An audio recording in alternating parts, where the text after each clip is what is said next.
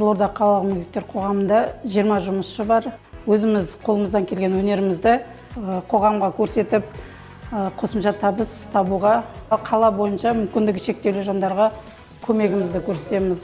Тігіншілеріміз Атамекенде бутик бар, 97-ші бутик. О жақта киім тігіп, тігіншілеріміз бар. Мұнда қыз жасау, бесік жасау, көрпе көктеп, сондай жұмыстармен айналысамыз. Жаркеткен Тимур коляскада отырып, өзінің аяқ киім тігу арқылы, жөндеу арқылы өзінің табысын тауып отырған жайы бар. Гипспен құйып, қызмет жасап, біреуі құйып жатса, біреуі формасын дайындап жатады, біреуі жаңағы бояп жатады. Тапсырысымызды тапсырып жатамыз өзіміз.